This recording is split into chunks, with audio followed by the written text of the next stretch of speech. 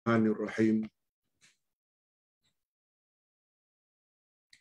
Alhamdulillah nahmaduhu wa nasta'inuhu wa nastaghfiruh. Wa na'udzu billahi min shururi anfusina wa min sayyiati a'malina. Bismillahirrahmanirrahim.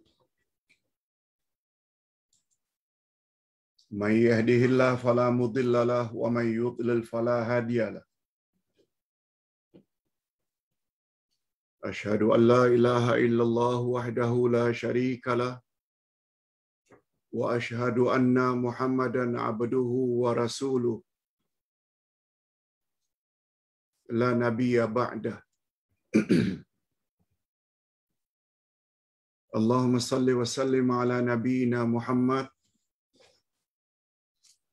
wa ala alihi wa sahbihi ajma'in, amma ba'd. Hadirin dan hadirat serta para pemirsa yang saya hormati, Assalamualaikum warahmatullahi wabarakatuh.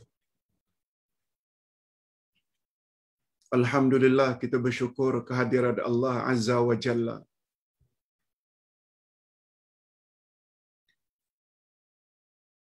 Dengan berkat taufiknya, restunya, izinnya dan dorongannya, kita telah menamatkan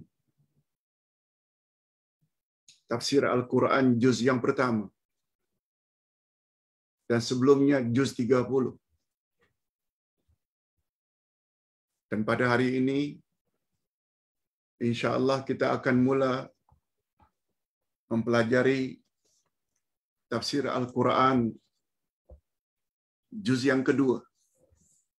Berdasarkan kitab yang Ustaz tulis, Tafsir Al-Furqan, juz yang kedua.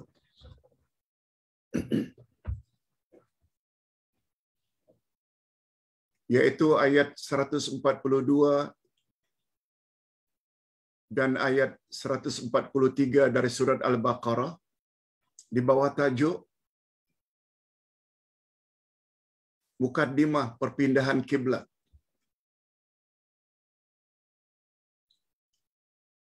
Mukaddimah atau permulaan perpindahan arah kiblat dari Masjid Al-Aqsa ke Kaabah yang ada di Mekah.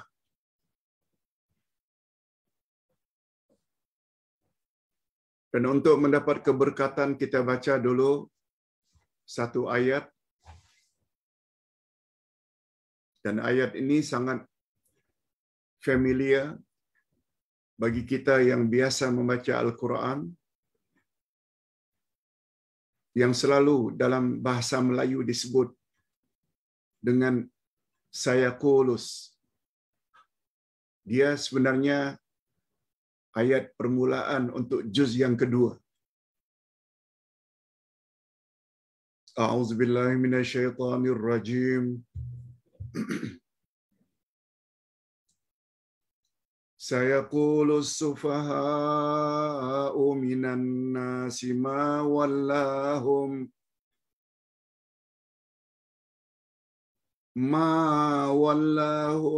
an qiblatihim allati kanu 'alaiha.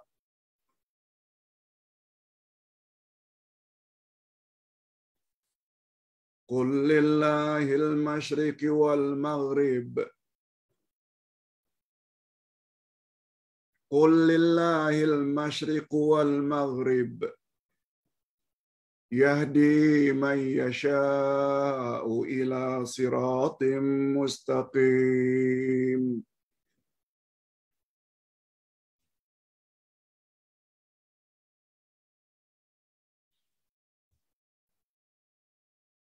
Demikian ayat pertama dari juz yang kedua, yaitu ayat 142.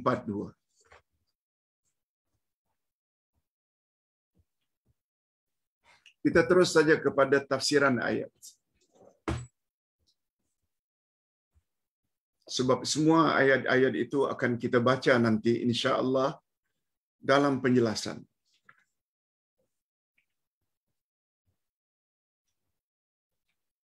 Sebagai mukaddimah, ketika Nabi Muhammad sallallahu alaihi wasallam berada di Mekah, beliau menghadap ke arah Baitul Maqdis apabila mengerjakan salat sebagaimana yang dilakukan oleh nabi-nabi Bani Israel sebelumnya.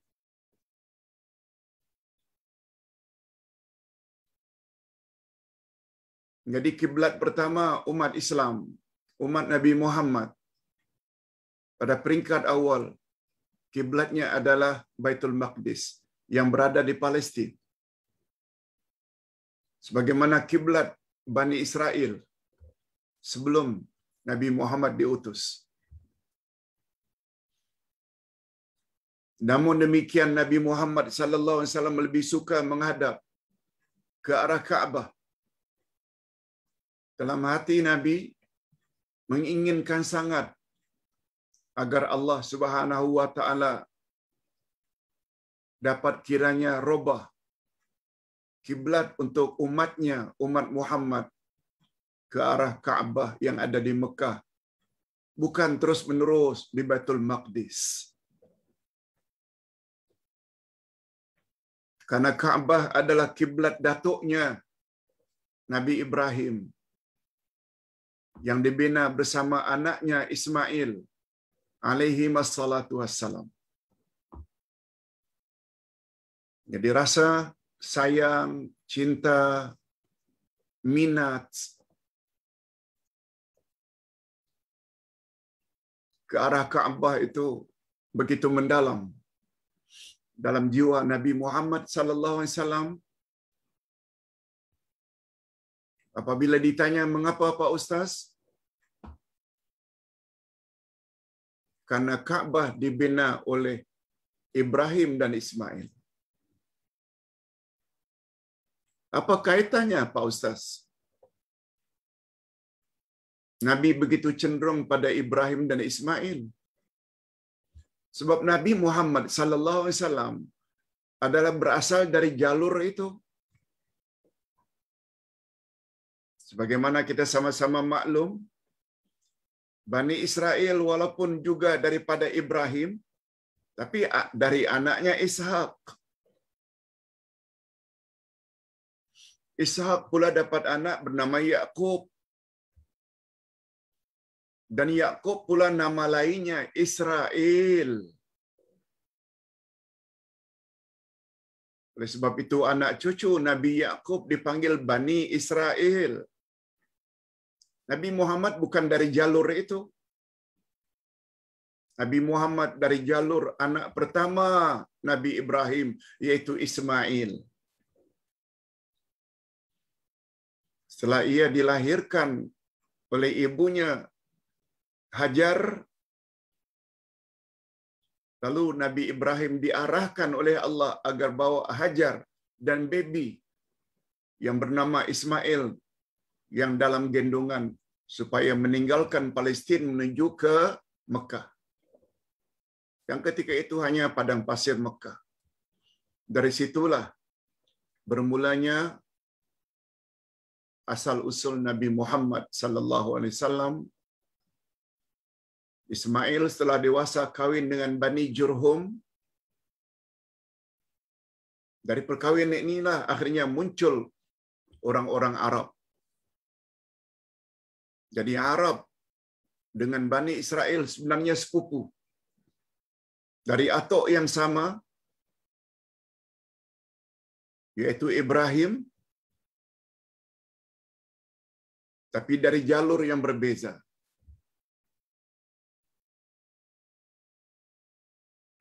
Dari jalurnya Ismail dapat bangsa Arab yang akhirnya sampai kepada Nabi Muhammad sallallahu alaihi wasallam. Dari jalur Ishak pula dapat Yakub. Di sini pula munculnya Bani Israel. Itu sebabnya Nabi Muhammad sallallahu alaihi wasallam sangat mengharap dan merindukan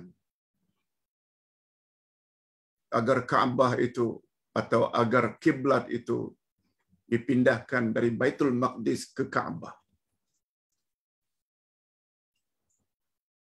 Ka'bah adalah kiblat datuknya Ibrahim dan Nabi Ismail alaihi wassalatu wassalam.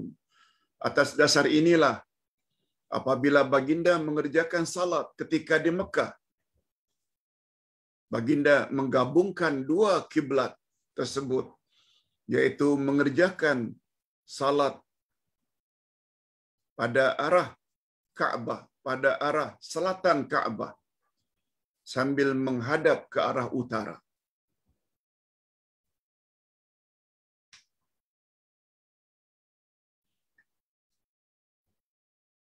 Tetapi setelah berhijrah ke Madinah, amalan tersebut tidak dapat baginda teruskan karena keadaan tidak memungkinkan. Sebab kota Madinah berada di antara Mekah dan Palestin. Keadaan ini berlarutan hingga 16 bulan. Yakni setelah baginda berhijrah ke Mekah, ke Madinah. Berselang 16 bulan, Nabi tidak boleh buat apa yang kebiasaan baginda buat ketika di Mekah.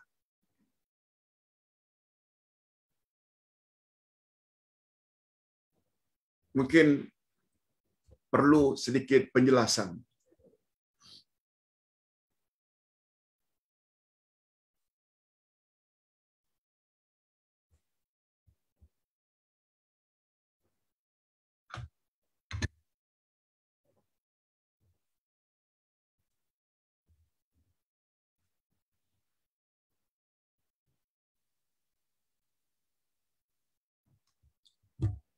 Kalau ini Mekah,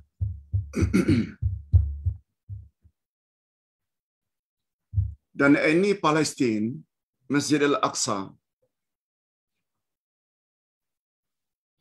Madinah terletaknya di sini.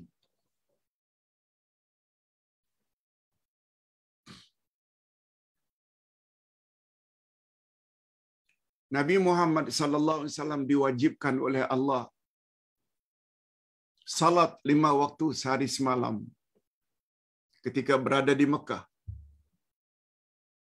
Ketika berada di Mekah. Sebab Isra' Mi'raj berlaku 1 tahun sebelum hijrah.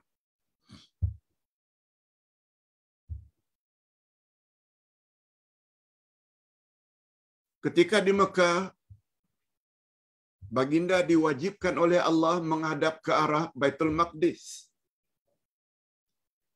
Baitul Maqdis di Palestin. Namun karena rindunya Nabi dengan Ka'bah yang dibina oleh datuknya Ibrahim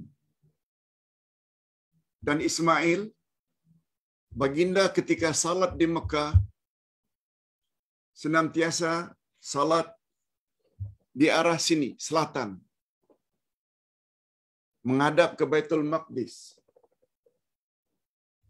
Dari arah selatan, menghadap ke Baitul Maqdis.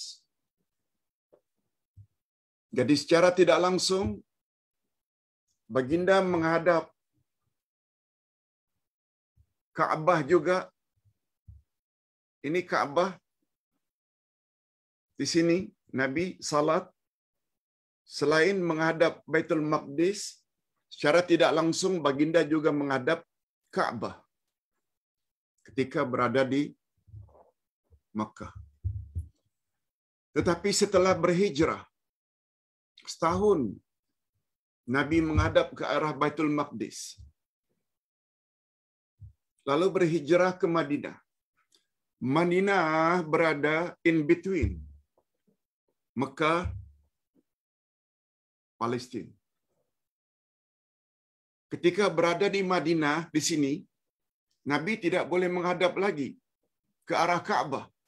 Sebab Ka'bah posisinya bila Nabi sedang menghadap Baitul Maqdis, posisi Nabi membelakangi Ka'bah. Membelakangi Mekah. Berarti membelakangi Ka'bah. 16 tahun lamanya. Minta maaf, 16 bulan, setahun 4 bulan lamanya Nabi dalam keadaan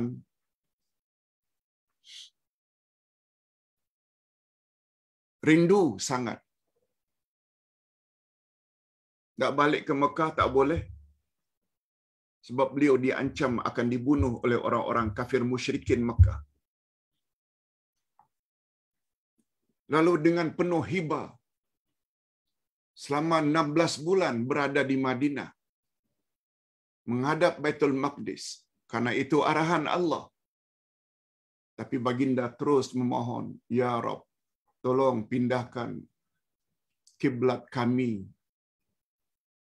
kiblat umatku ke arah Ka'bah.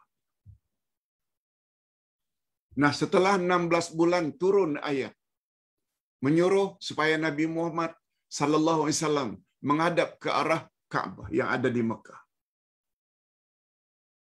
Ini sejarahnya. Ini sejarahnya selama 16 bulan. Nanti kita akan teruskan.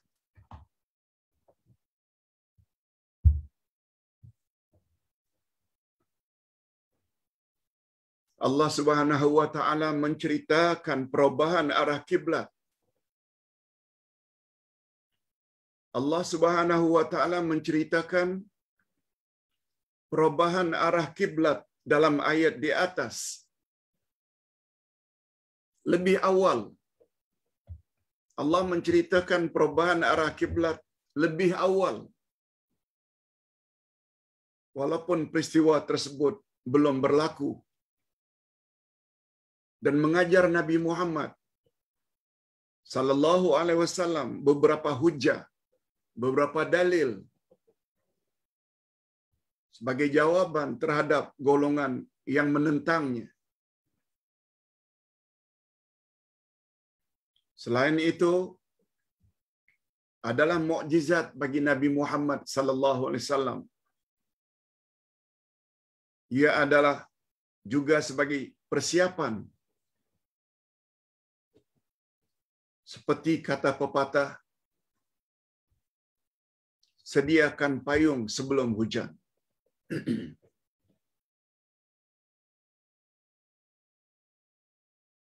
Sediakan payung sebelum hujan.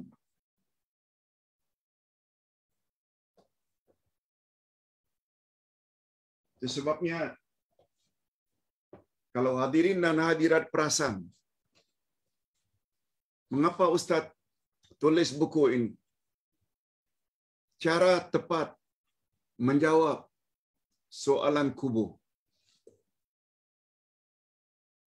Sila baca buku ini. Kalau kita ingin lulus pertanyaan mukar wa nakir dalam kubur. Allahu Akbar. Baru sebentar Ustaz dapat berita suami salah seorang jemaah meninggal dunia.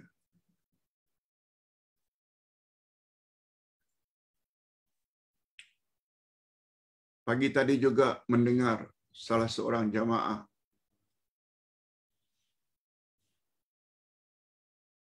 mau ditidurkan. Setiap hari kita dengar ada saja orang yang meninggal dunia dari kalangan kenalan-kenalan kita. Kita tak tahu bila turn kita. Yang pasti kita mesti mati. Sebagai persiapan, baca buku ini. Bagaimana cara untuk menjawab dengan tepat pertanyaan mukar wa nakir di alam barzakh. Sekarang, bukan dah mati baru nak baca.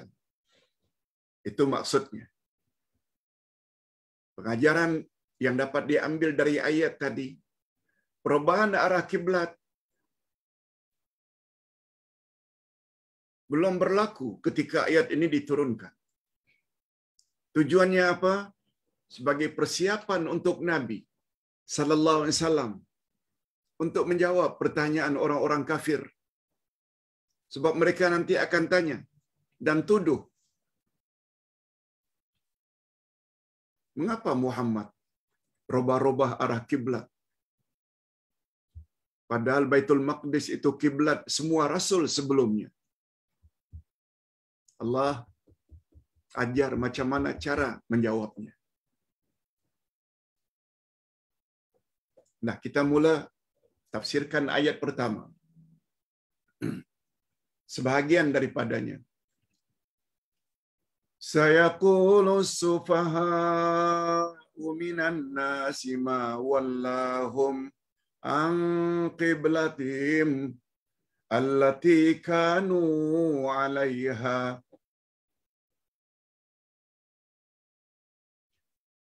Orang-orang yang kurang akalnya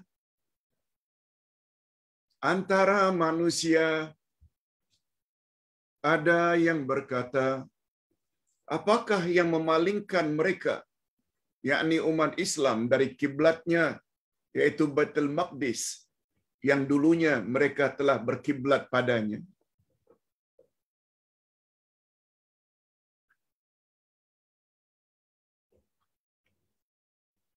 Itu sebabnya ayat ini diawali dengan sa. Sayaqulu. Sa itu maknanya perkara yang akan datang. Yaqulu berkata, sayaqulu akan berkata. Siapa yang akan berkata? As-sufaha. Sufaha maknanya orang-orang yang kurang akal. Dari perkataan safi. Singularnya, sufaha itu plural. Orang-orang yang kurang akalnya akan berkata, mengapalah Muhammad dan pengikutnya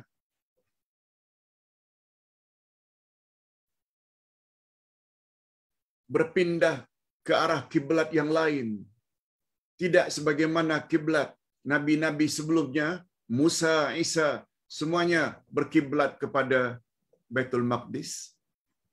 Allah gunakan istilah mereka yang tanya itu sufaha. Orang-orang yang kurang akal. Okey, itu baru terjemah harfiah. Kita perlu kepada terjemah maknawiyah. Maksudnya, akan berkata orang-orang yang kurang akalnya. Karena mereka terlalu bertaklid. Mengikut pemimpin secara membuta tuli. Dan enggan memikirkan sesuatu secara mendalam tentang apakah rahasia di balik ketetapan Allah.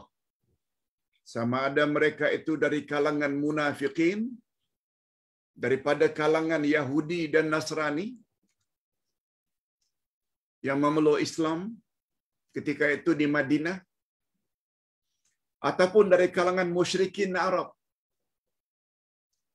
yang ada di Mekah. Mereka tertanya-tanya, mengapa Muhammad dan pengikutnya merubah arah kiblat? Padahal Nabi Muhammad sallallahu alaihi wasallam berbuat demikian adalah atas arahan Allah. Inilah yang dalam ilmu tafsir dipanggil dengan nasikh mansukh. Nasikh maknanya pembatal, mansukh maknanya yang dibatal. Dia termasuk salah satu ulumul Quran, ilmu-ilmu Al-Quran. Mula-mula Allah suruh menghadap ke Baitul Maqdis. Kemudian Allah rubah supaya menghadap pula ke Kaabah yang ada di Mekah. Itu hak Allah. Awak bukan saja tidak berhak menentang, malah bertanya pun tak boleh. Itu otoriti Allah. Bab ini namanya nasikh mansukh. Mereka bertanya dengan nada heran dan ingkar. Mengapa orang-orang Islam, pengikut Muhammad, mengubah arah kiblat daripada kiblat yang asal, yaitu kiblat para nabi dan rasul sebelum mereka, ke arah kiblat yang lain, ke arah kiblat yang baru?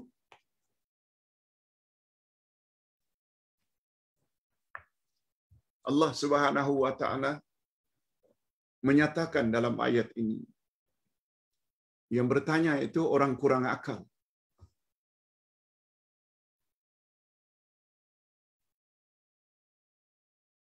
Itu sebabnya bila kita ambil pengajaran daripada ini, orang yang selama ini beragama berdasarkan apa yang mereka warisi dari nenek moyang, taklid buta, pakai ikut saja,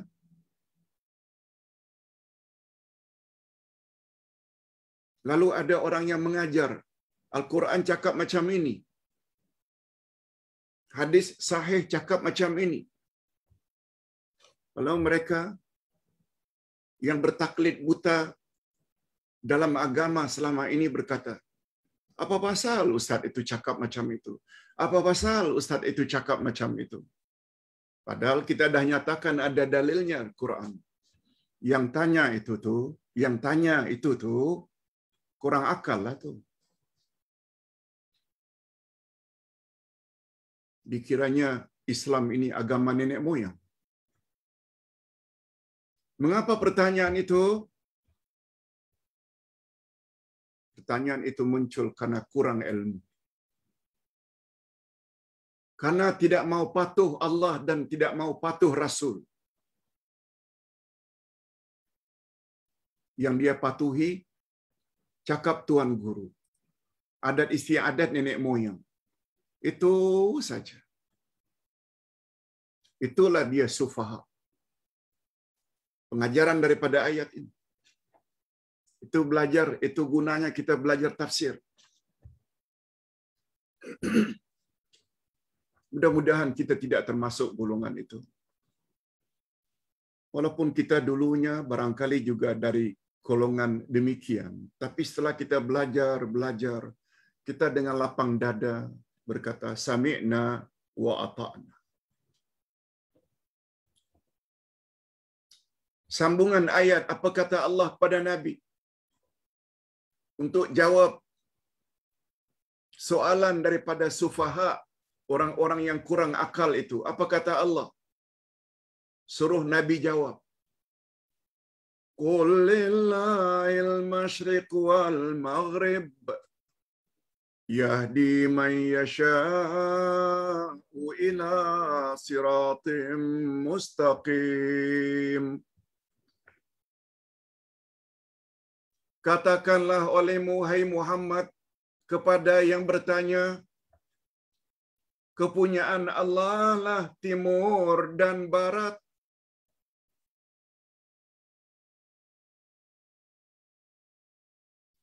Dia memberikan petunjuk kepada siapa yang dikehendakinya ke jalan yang lurus. Itu baru terjemahan harfiah. Coba terjemah maknawiyah atau tafsirnya. Maksudnya, dalam ayat ini Allah Subhanahu wa taala mengajar Nabi Muhammad sallallahu alaihi wasallam supaya menjawab pertanyaan yang bakal ditanya oleh golongan yang menentang perubahan arah kiblat dengan mengatakan, sesungguhnya semua arah, timur ke barat, utara ke selatan adalah milik Allah. Pada hakikatnya bukanlah Baitul Maqdis itu lebih mulia dibanding dengan tempat-tempat yang lain. Demikian juga dengan Ka'bah.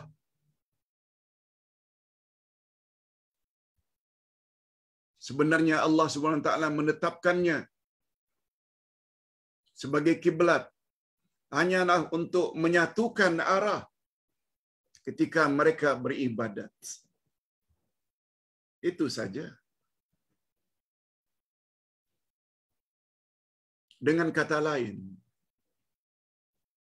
bukanlah Baitul Maqdis dan Ka'bah itu yang menjadi tujuan utama.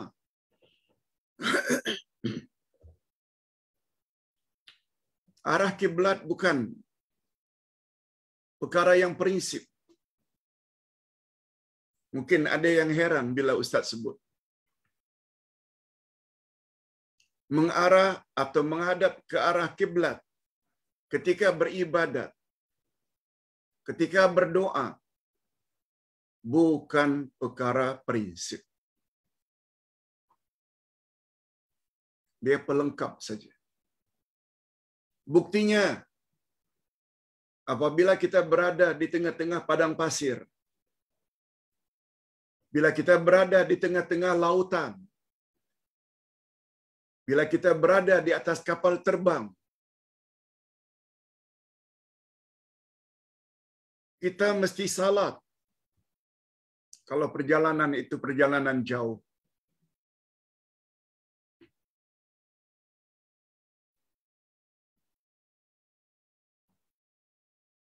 Apakah kita akan suruh pilot,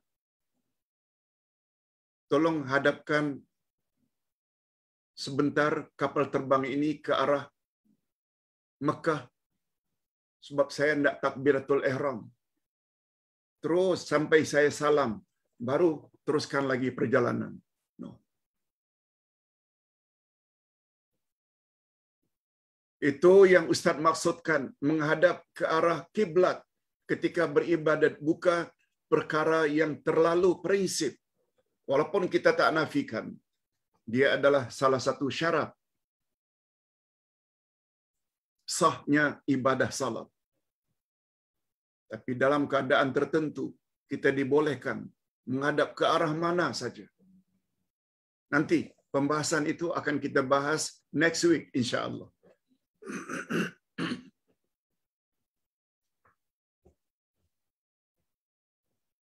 Kemudian kata ulama tafsir, hanya orang-orang yang kurang kefahaman beragama, hanya orang yang kurang kefahaman beragama saja yang menyangka bahawa masalah arah kiblat sebagai perkara pokok, perkara asas, sehingga ada dalam kalangan Yahudi yang mengatakan kepada Nabi Muhammad sallallahu alaihi wasallam, kembalilah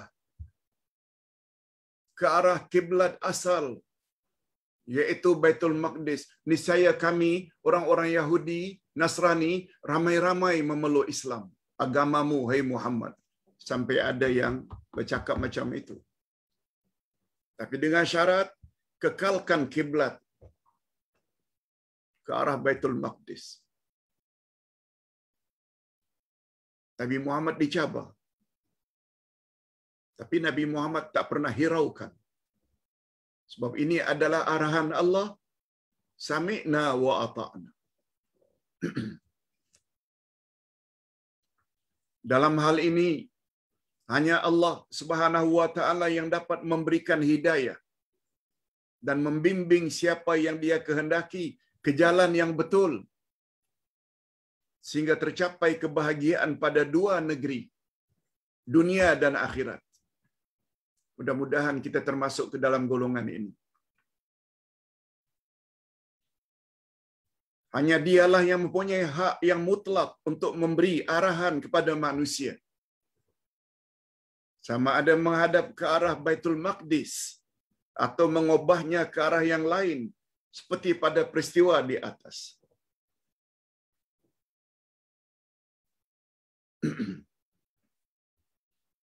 Selesai ayat 142. Pembahasan tentang menghadap ke arah kiblat ini mungkin kita akan bercakap sampai 3 siri.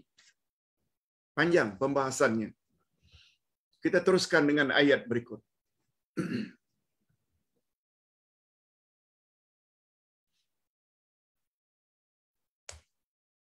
Kalau Ustaz boleh simpulkan sedikit tentang ayat 142 tadi.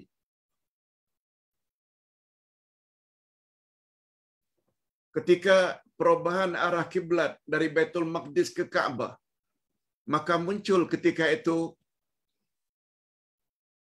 4 golongan. 4 golongan. Golongan pertama,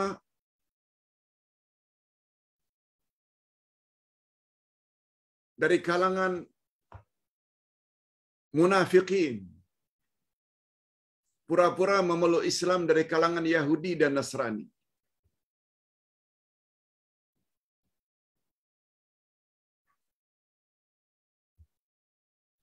Golongan yang kedua, musyrikin yang tinggal di Mekah.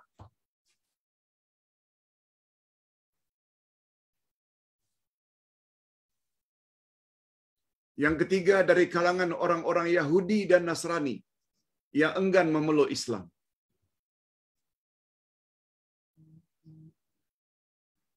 Dan yang keempat, orang-orang mukminin, pengikut setia Nabi Muhammad sallallahu alaihi wasallam. Ustaz awali dulu dari kalangan orang-orang kafir Yahudi dan Nasrani. Kemudian disusuli orang-orang kafir musyrikin penyembah berhala. Baru yang ketiga, golongan munafikin yang asalnya beragama Yahudi dan Nasrani. Dan yang keempat, mukminin.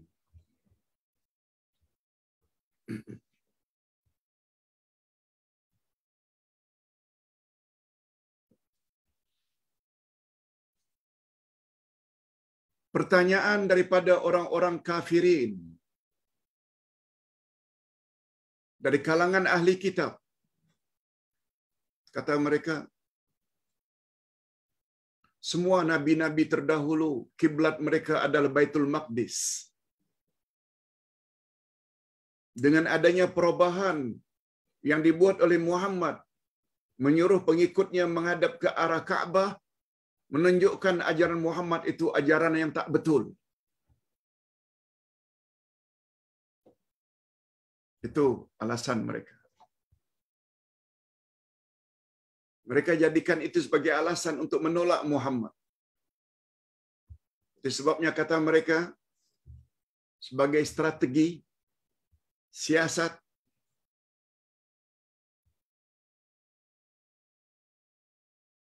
kekalkan menghadap ke arah Baitul Maqdis. Niscaya kami ramai-ramai memeluk agamamu, agama Islam. Itu helah saja. Sebab semua kita tahu, Yahudi dan Nasrani, dan tertera di dalam kitab mereka, kata Imam Al-Marari, bahwa kiblat umat Nabi Muhammad memang Ka'bah. Mereka tahu. Itu sebabnya bila Nabi Muhammad akur dengan permintaan mereka, di situ mereka akan mentaplak.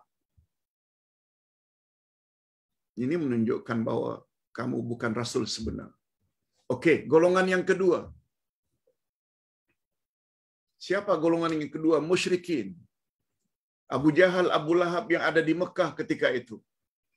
Wah, Muhammad sekarang sudah menghadap ke arah kiblat kita, Ka'bah yang ada di Mekah. Apa komen mereka? Ini membuktikan tak lama lagi Muhammad akan masuk agama kita, menyembah berhala. Sebab ketika itu di Mekah, di sekitar Ka'bah ada 360 berhala yang menjadi sembahan orang-orang musyrikin Mekah. Dah dua. Yang ketiga, orang munafik. Orang yang pura-pura memeluk Islam secara zahir, tapi dalam batinnya tetap kafir. Apa kata mereka? Wah, Muhammad dulunya menyuruh kita menghadap ke arah Baitul Maqdis. Nah sekarang pula dia suruh kita robah menghadap ke arah Ka'bah. Kita tak tahu. 2-3 hari lagi jangan-jangan dia suruh kita menghadap ke arah kiblat lain pula. Mereka nyatakan rasa tak puas hati. Apa ajaran Muhammad ni berubah-ubah? Golongan keempat. Mudah-mudahan kita termasuk golongan yang keempat ini. Yaitu dari kalangan Muhajirin dan Ansar. Pengikut setia Nabi Muhammad sallallahu alaihi wasallam. Apa kata mereka? Ya Muhammad,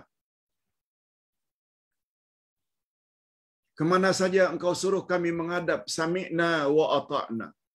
Sebab apa yang kamu sebut sebenarnya itu adalah arahan Allah. Sekali lagi kita berdoa, mudah-mudahan kita termasuk ke dalam golongan yang keempat ini. Golongan inilah yang akan dapat siratal mustaqim. Allahumma ja'alna minhum. Ya Allah, masukkanlah kami ke dalam golongan ini. Okey, kita teruskan dengan ayat berikut. Wa kadzalika ja'alnakum ummatan wasatan litakunu syuhada'a 'alan nas wa yakuna ar-rasulu 'alaikum syahida.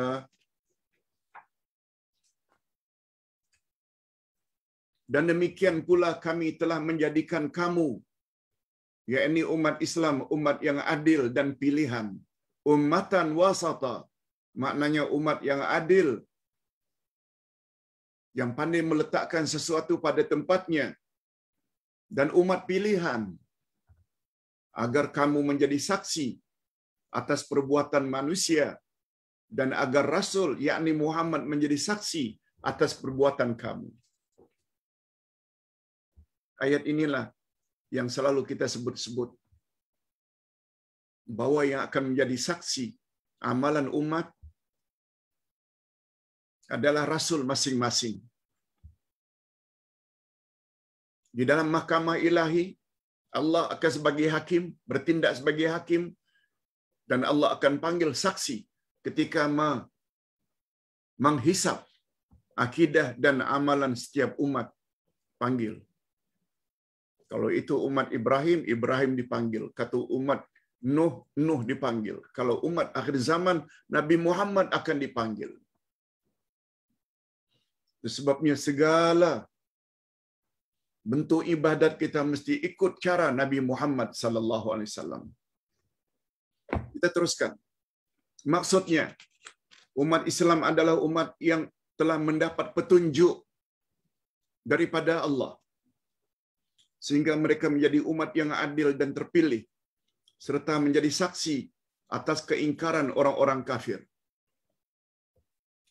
Dalam segala aspek kehidupannya, mereka mestilah sederhana dan berada di tengah-tengah, yaitu antara orang yang mementingkan kebendaan dan kehidupan, seperti Yahudi, musyrikin, dan orang-orang yang tidak beragama,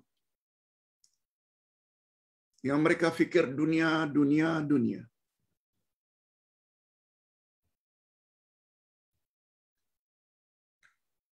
Dengan orang-orang yang mementingkan kerohanian saja, seperti orang-orang Nasrani, Sabi'in, orang-orang yang mengikuti salah satu syariat Nabi terdahulu, selain Yahudi dan Nasrani, atau orang-orang yang menyembah bintang-bintang di langit dan dewa-dewa, dan orang-orang Hindu.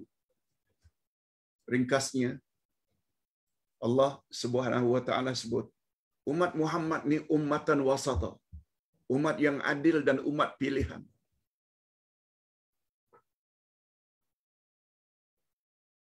Mereka bukan cenderung pada umat yang hanya memikirkan dunia sahaja, seperti Yahudi dan musyrikin. Mereka juga tidak cenderung kepada orang yang kerohanian saja, seperti Nasrani, Kristian. Tidak. Umat Muhammad mesti kejar dua-dua.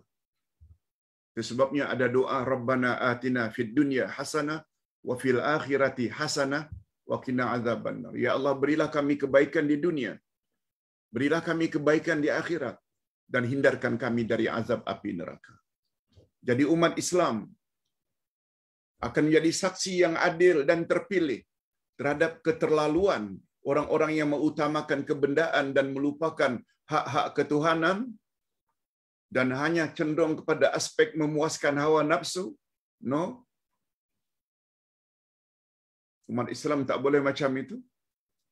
Dan juga menjadi saksi yang adil dan terpilih terhadap orang yang berlebih-lebihan dalam soal agama dan kerohanian, sehingga melepaskan daripada kenikmatan jasmani yang wajar. Ini yang dipanggil dengan ummatan wasata, umat pertengahan. Dunia kita kejar, akhirat juga kita kejar. Dua-dua.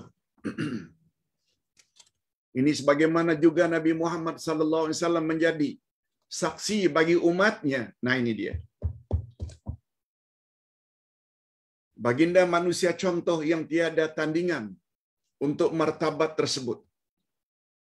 sifat adil dan sederhana terserlah begitu jelas pada segala tindak tanduk Rasulullah sallallahu alaihi wasallam yang wajib diikuti oleh umatnya. Sehingga Allah sebut pada ayat 21 surat Al-Ahzab, laqad kana lakum fi Rasulillahi uswatun hasanah. Adalah pada diri Rasulullah itu bagimu terdapat contoh teladan yang terbaik. Dan sesiapa saja yang menyimpang dari sifat demikian, niscaya dia sebenarnya tidak termasuk sebagai umatnya yang digambarkan Allah di dalam Al-Quran. Allah gambarkan umat Muhammad ni macam ini. Yaitu, kuntum khaira ummatin ukhrijat linnas, ta'muruna bil ma'ruf wa tanhauna 'anil munkar wa tu'minuna billah. Coba perhatikan ayat ini. Ayat ini ada kaitan dengan soal jawab yang Ustaz kirim dalam grup pagi tadi. Mungkin tim dah kirimkan.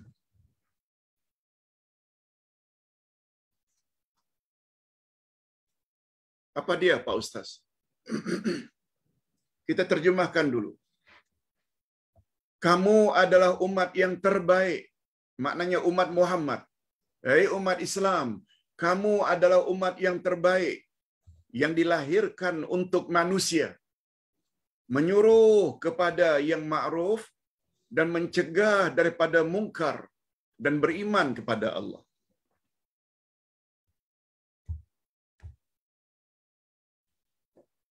Dalam ilmu tafsir disebut kuntum ini dari kata kana yakunu, dia membawa makna senantiasa.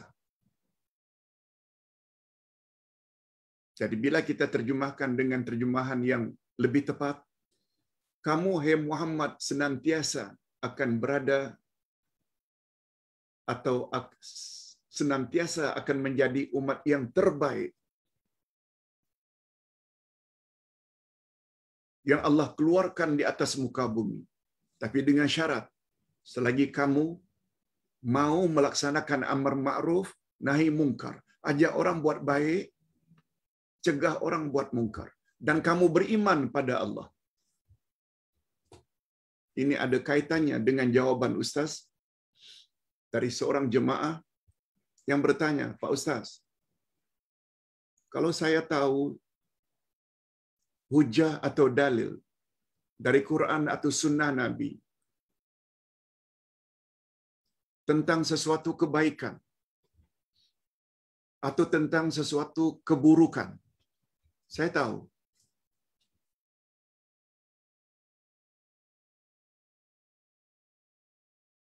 Lalu saya tidak sampaikan apa yang saya tahu kepada adik-beradik, kepada saudara mara. Dosakah saya, Pak Ustaz? Ustaz jawab, sungguh bagus pertanyaan puan. Mudah-mudahan jawaban Uday dapat juga dimanfaatkan oleh jemaah yang lain. Lalu Ustaz dah jawab dah. Sila baca. Sehingga ringkasnya,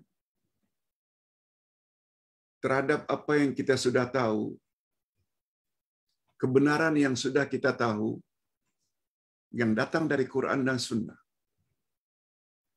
Allah Subhanahu Wa Taala nanti bukan hanya tanya, kamu sudah amalkan atau belum apa yang kamu sudah tahu.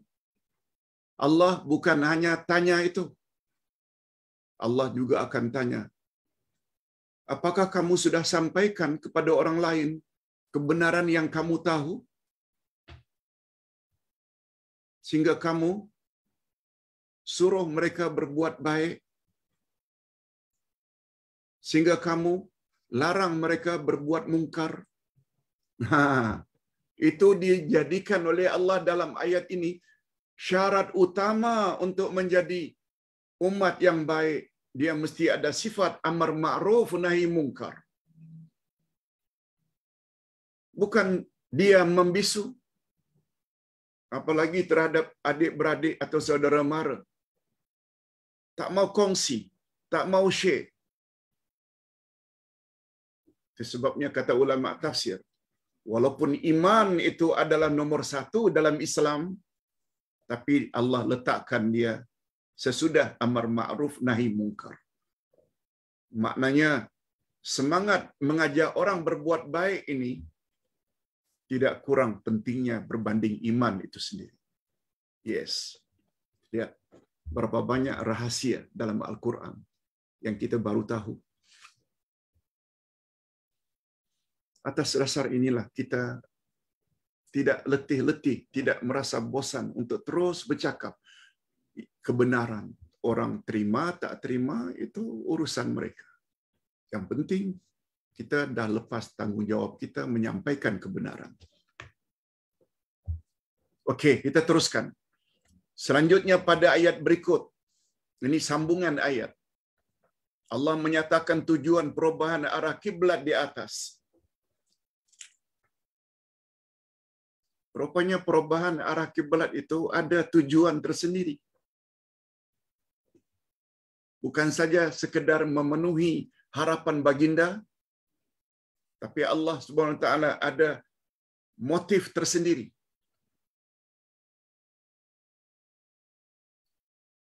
Mengadakan perubahan arah kiblat.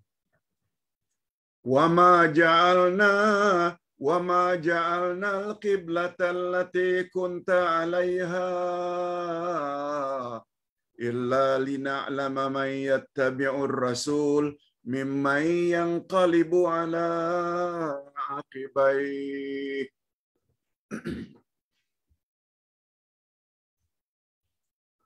Apa kata Allah? Dan kami tidak menetapkan kiblat yang menjadi kiblatmu sekarang, yakni Kaabah yang ada di Mekah, melainkan agar kami mengetahui supaya nyata siapa yang mengikut Rasul dan siapa pula yang pembelot, maknanya yang menolak Rasul. Allah hendak uji saja. Maksudnya dalam ayat di atas Allah mendedahkan rahasia dan hikmah mengapa dia mengubah arah kiblat dari Baitul Maqdis kepada Kaabah, yaitu semata-mata untuk menguji orang-orang yang beriman. Siapakah antara mereka yang benar-benar beriman kepada Rasulullah dan siapa pula dari kalangan mereka yang hanya berpura-pura dan ragu-ragu. Itu tujuan utama perubahan arah kiblat.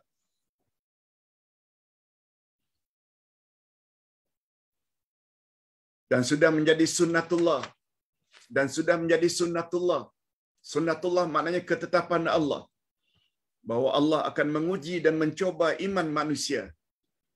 Adakah imannya murni dan mantap, atau hanya dakwaan mulut sahaja?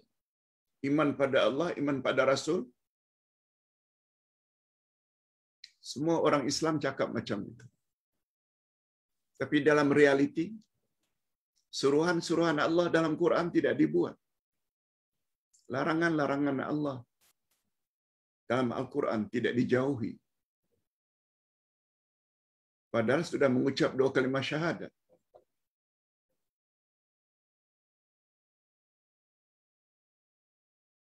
Mengapa tidak mereka laksanakan kehendak Allah? Karena baca Quran tak faham makna. Kalau faham pun tak mau ikut. Mereka sudah dikategori sebagai orang yang ragu-ragu. Kalau betul-betul ada iman, mereka akan senantiasa berkata sami'na wa ata'na. Bukti bahawa orang beriman tak boleh bercakap aku telah beriman, lalu Allah ambil bulat-bulat pengakuannya tanpa diuji. No. Allah kata, coba lihat surat Al-Ankabut ayat 2 dan 3. Ahasiban nasu an yutraku an yaqulu amanna wa hum la yuftanun. Laqad fatanna alladhina min qablihim Wala ya'lamanna Allahu alladhina sadaqu wa ya'lamanna al-kadzibin. Apa kata Allah? Apakah manusia itu mengira bahwa mereka dibiarkan saja oleh Allah mengatakan kami telah beriman sedangkan mereka tidak diuji lagi? Dan sesungguhnya kami telah menguji orang-orang sebelum mereka. Maka Allah sesungguhnya mengetahui orang-orang yang benar dan sesungguhnya Dia juga mengetahui orang-orang yang dusta. Itu faedah atau hikmah di balik perubahan arah kiblat. Allah nak tengok siapa yang patuh kepada Rasul dan siapa yang pembelot. Selanjutnya Allah Subhanahu Wa Taala mengaku. Selanjutnya Allah Subhanahu Wa Taala mengakui bahwa perubahan arah kiblat itu bukanlah sesuatu yang mudah. Allah sendiri tahu mengarah kiblat yang sudah sekian lama ini dah mendarah mendaging. Kiblat mereka adalah Baitul Maqdis. Tiba-tiba disuruh pula pindah menghadap ke Kaabah yang ada di Mekah. Tak mudah, kata Allah. Apa pengajaran yang dapat kita ambil? Tunggu sebentar lagi. Jangan merasa tersinggung. Khasnya golongan lansia, lanjut usia, warga emas yang sudah mendarah mendaging. Islam keturunan. Islam secara bertaklid buta. Bila orang baca ayat Quran, surah sekian, ayat sekian, hadis Nabi disebut pula sahih derajatnya. Keberatan. Keberatan. Termasuk ke dalam golongan ini. Mereka tidak segera mengatakan sami'na wa ata'na. Itu sebabnya pengikut para rasul pada umumnya terdiri dari orang-orang muda. Bukan orang-orang tua macam Abu Jahal, Abu Lahab. Bukan. Kecuali orang tua yang mendapat hidayah daripada Allah seperti Abu Bakar dan lain-lain. Tapi lebih banyak dari kalangan anak-anak muda. Sebab anak-anak muda belum lagi mendarah mendaging adat istiadat itu di dalam minda mereka. Belum menjadi adat mereka. Itu sebabnya orang-orang muda lebih open-minded, terbuka menerima kebenaran berbanding orang yang sudah lanjut usia. Kecuali hadirin dan hadirat serta para pemirsa yang sedang menghadiri majlis ini, yang selalu berkata sami'na wa ata'na. Ini kecuali. Sebab kita lebih cenderung kepada kebenaran. Apalagi sudah merasa dekat sangat nak masuk kubur. Macam mana hendak jawab man rabbuka wa man nabiyuka wa ma imamuka? Kalau Allah tak kenal, Rasul tak kenal, Quran tak faham. Semuanya itu ada kaitannya dengan ma'rifatullah, ma'rifatun Nabi dan ma'rifatud dinil Islam. Dan dua sumber utama, Quran dan Sunnah. Itu sebabnya kata Nabi, siapa sungguh-sungguh pergi ke majlis ilmu, niscaya Allah permudahkan baginya jalan ke syurga. Mudah-mudahan kita termasuk ke dalam golongan ini. Selanjutnya Allah Subhanahu Wa Taala mengakui bahwa perubahan arah kiblat bukanlah sesuatu yang mudah. Apa kata Allah? Wa in kanat lakabiratun illa 'alal ladzina hadallah. Dan sungguh pemindahan kiblat itu terasa amat berat kecuali orang-orang yang telah diberi petunjuk oleh Allah. Allahumma ja'alna minhum.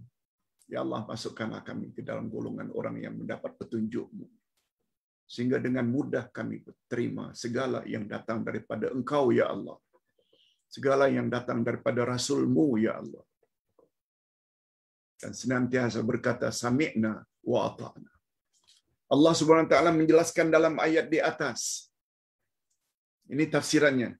Bahwa pemindahan arah kiblat itu dirasakan sangat berat oleh orang-orang yang masih lemah imannya.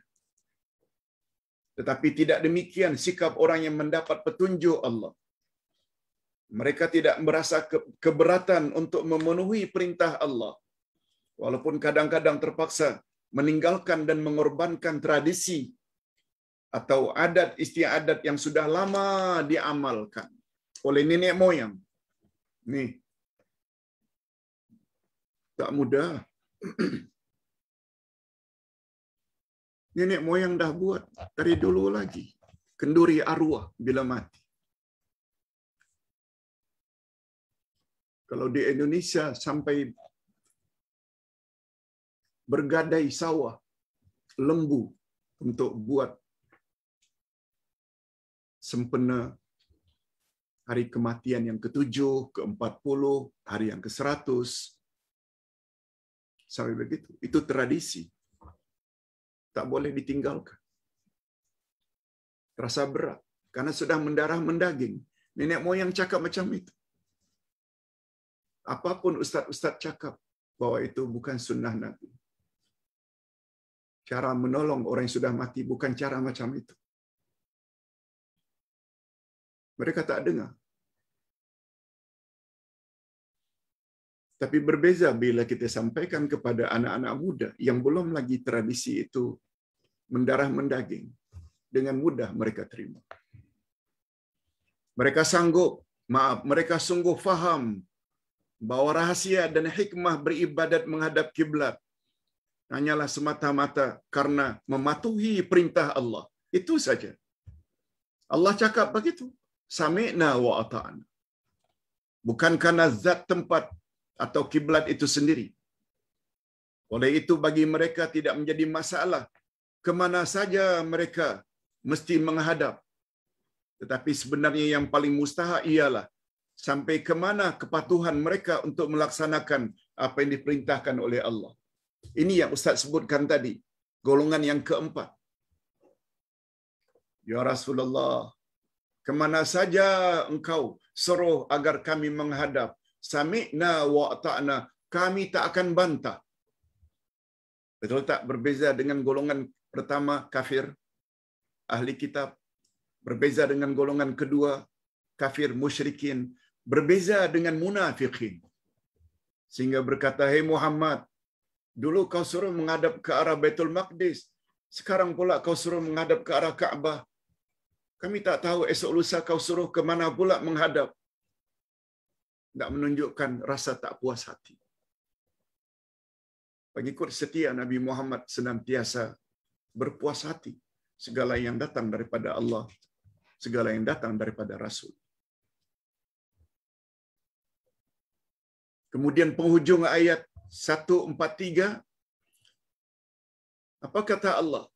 Wa ma kana Allah liyudhi'a imanakum, dan Allah tidak akan mensia-siakan imanmu. Ingat ya, iman di sini ni maknanya salat. Iman di sini kata ulama tafsir termasuk Imam Asy-Syafi'i, makna iman di sini adalah ibadat atau salat. Allah tidak menyia-nyiakan imanmu, Allah tidak menyia-nyiakan salatmu yang dulunya menghadap ke arah Baitul Maqdis. Tetap dapat ganjarannya. Bukanlah dengan perubahan arah kiblat ini membuat ibadatmu menghadap ke Baitul Maqdis dulu sia-sia. No. Itu dia maksudnya. Allah menafikan. Dalam ayat ini Allah menegaskan bahawa dengan adanya perubahan arah kiblat, tidaklah bermakna amalan mereka pada masa silam akan sia-sia. Bahkan Allah tidak akan mengurangi sedikit pun ganjaran pahala mereka pada masa silam disebabkan keimanan dan kepatuhan mereka kepada Rasul sallallahu alaihi wasallam. Jika ditanya mengapa demikian, Allah memberi isyarat jawabannya pada penghujung ayat. Ini dia. Innallaha bin-nasi la raufur rahim. Sesungguhnya Allah Maha Pengasih lagi Maha Penyayang kepada manusia. Allah Subhanahu wa taala menjelaskan dalam ayat ini sebab-sebab mengapa amalan mereka tidak menghadap ketika menghadap ke arah kiblat pertama, Baitul Maqdis, tidak sia-sia di sisi Allah. Tidak. Malahan tetap akan mendapat ganjaran yang cukup dan tidak dikurangi sedikit pun. Ini disebabkan karena Allah bukan hanya memiliki sifat rauf, yakni melindungi manusia daripada bencana dan malapetaka, tetapi Allah juga bersifat rahim, yakni memperlakukan manusia dengan kasih sayang dan melipat gandakan ganjaran mereka. Sifat rahim lebih umum daripada sifat rauf, karena rahmat mengandungi makna bukan hanya menolak bencana, tetapi juga membuat ihsan kepada umat manusia. Apa dia pengajaran Ustaz? Ini yang mustahak. Apa dia pengajarannya Pak Ustaz? Untuk kita, khasnya kepada bapa-bapa dan ibu-ibu serta para pemirsa yang sedang mendengar ceramah ini, untuk kita, andai kata dulu-dulu kita telah tersalah dalam beramal,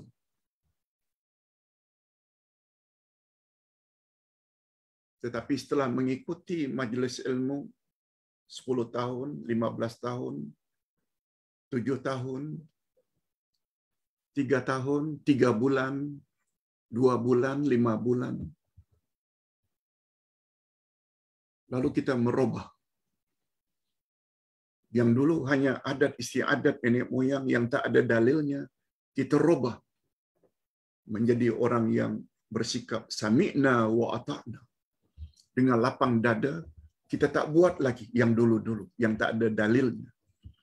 Nah, kita ikut sekarang yang ada dalilnya. Ia memberi makna. Dengan adanya perubahan cenderung kepada kebenaran ilahi. Apa kata Allah, apa kata Rasul. Membuat semua amal-amal terdahulu, walaupun tersalah, karena kekurangan ilmu, datang balik, datang balik, datang balik. Semuanya tidak sia-sia. Di sini ruginya. Majelis ilmu ada, tak payah perlu drive untuk pergi ke dewan, ke masjid. Cukup dalam rumah, buka saja program online. Tak mau juga, nah terimalah nanti. Sejak di alam barzakh lagi. Ini belum lagi di akhirat. Besar kemungkinan kesilapan demi kesilapan itu membuat amal kita menjadi sia-sia. Karena kita tidak mau memperbaiki keadaan. Padahal Rasulullah sallallahu alaihi wasallam bersabda dalam hadis sahih riwayat Imam Bukhari, "Innamal a'mal bil khawatim." Sesungguhnya amal yang paling menentukan nasibmu setelah mati adalah amal yang terakhir, sampai di mana kesempurnaan. Oleh sebab itu terhadap orang yang tidak mau memperbetulkan keadaan, ingin ikut cara lama juga, jawablah nanti. Tidak dikatakan orang yang mengajar tak ada, tak boleh. Sungguh banyak hari ini orang yang mengajar. Mengapa awak tak mau ikut? Oh, saya tak tahu, ya Allah. Mengapa kamu tak mau belajar? Keadaan itu berbeza dengan orang yang mau belajar. Itu sebabnya muncul satu kaedah yang cukup menggembirakan golongan lansia, golongan lanjut usia. Apa itu kaedah? Kita tutup dengan kaedah ini. Al-ibrah bikamalin nihayah la binaqsil bidayah. Yang menjadi ukuran di sisi Allah adalah kesempurnaan pada akhir hayatmu, bukan yang menjadi ukuran di sisi Allah serba kekurangan di masa muda. Yang penting segera tobat. Perbetulkan keadaan. Mudah-mudahan kita termasuk ke dalam golongan orang-orang yang diampuni oleh Allah, yang layak mendapat rauf daripada Allah, yang layak mendapat rahmat daripada Allah. Hadirin dan hadirat, Ustaz kira cukup sampai di sini dulu. Kita akhiri dengan doa. Alhamdulillahirabbil alamin.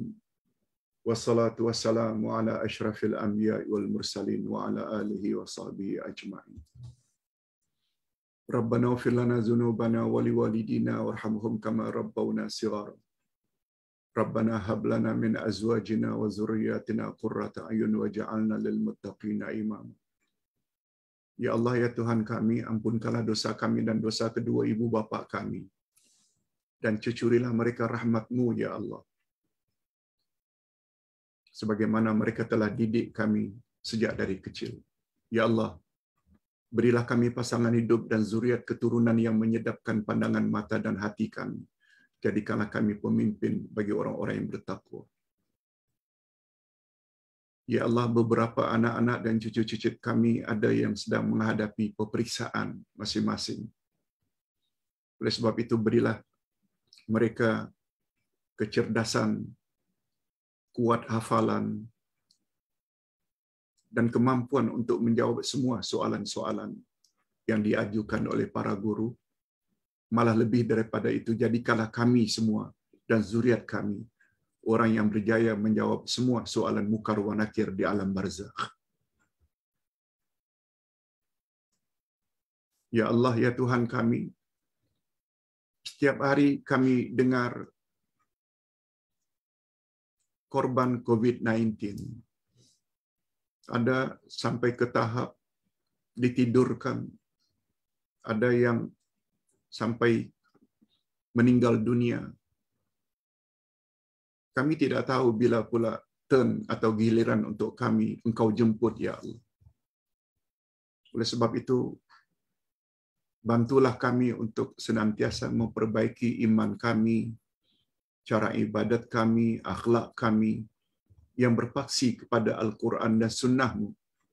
Sebab Engkau berjanji melalui lisan Rasul-Mu, aku tinggalkan 2 pedoman untukmu, wahai umat. Selagi kamu berpegang teguh, kamu tidak akan sesat selama-lamanya. Jadikanlah kami orang yang senantiasa, bila dikatakan firman-Mu dan sabda Rasul-Mu yang sahih, jadikanlah kami golongan yang senantiasa berkata, sami'na wa ata'na.